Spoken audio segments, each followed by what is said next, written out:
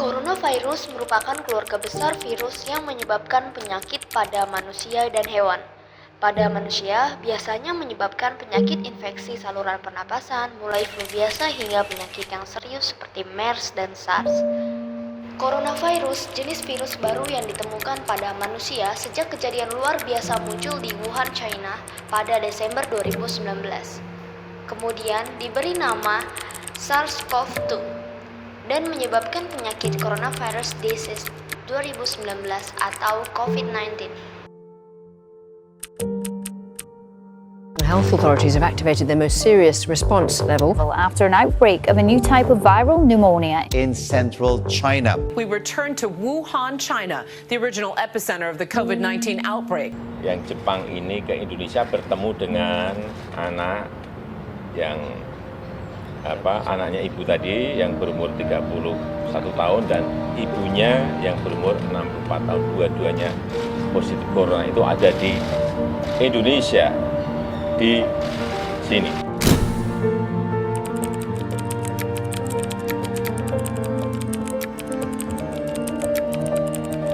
Secara resmi kasus pertama pasien positif corona di Indonesia. Dua warga Indonesia yang positif terinfeksi virus corona disebut telah melakukan kontak dengan warga negara Jepang. Kasus positif terinfeksi virus corona di Indonesia hingga Rabu 22 Juli 2020 bertambah sebanyak 1.882 kasus. Akibat pandemi ini, banyak karyawan yang terkena PHK dan para pedagang mengalami penurunan pendapatan. Kegiatan sehari-hari ya dari pagi sampai malam, sampai maghrib dagang, terus malamnya buatin olahan buat besoknya lagi. Itu sangat menyusahkan sekali, Pak. Karena saya pribadi gak bisa tuh kerja di rumah doang gitu. Harus di luar. Yang bisa dikerjain di rumah ya apaan gitu kan. Tapi kalau yang lain sih bisa, seperti pabrikan kan bisa ya di rumah sendirian. Tapi kalau dagang itu gak bisa. Karena di rumah kan terbatas orang-orangnya gitu, harus di luar. Turun drastis, Kak. Ibarat 100% sekarang nyampe 30%, 40% ya pendapatannya. Turun banget, Kak.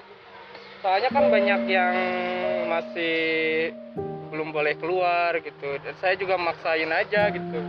Lebih ke jaga jarak aja ya, social distancing-nya itu harus ya gitu. Terus harus pakai masker juga, itu harus wajib, terus rajin cuci tangan, itu aja.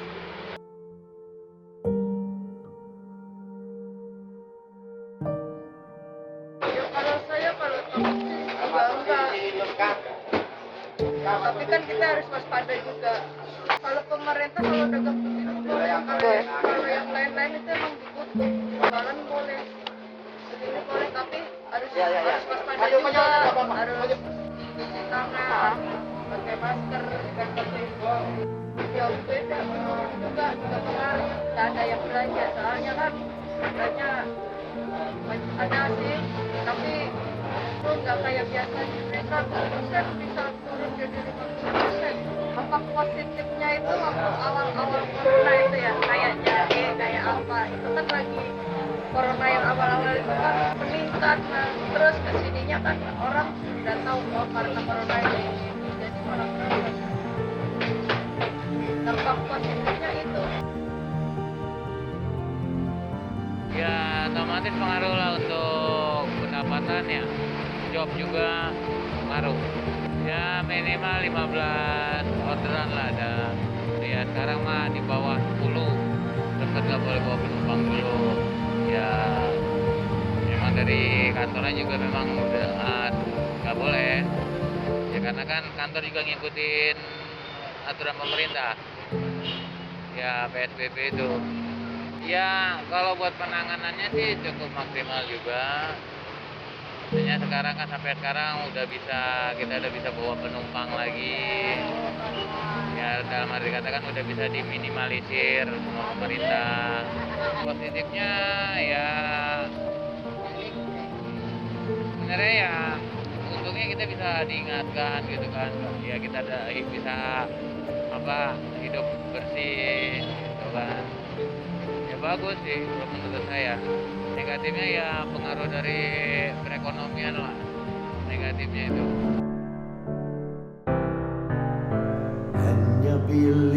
Virus datang mengetuk seluruh penduduk bumi. Semua dibuat gelisah karena takut mati. Ada yang mengatakan, kau lebih kejam daripada setan. Ada juga yang mengatakan, ini adalah peringatan Tuhan karena takut mati.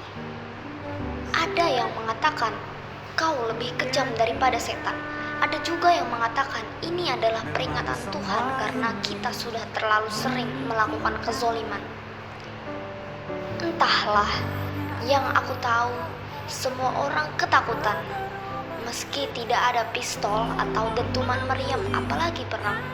Tapi ingatlah, malaikat pencabut nyawa tidak akan mundur karena lockdown. Apalagi mengatur ulang jadwal kau untuk pulang. Semua tidak ada yang kebetulan. Tuhan pasti punya rencana yang sudah digariskan. Ada sebuah misteri yang kadang disisipkan agar kita sadar Tuhan punya peran.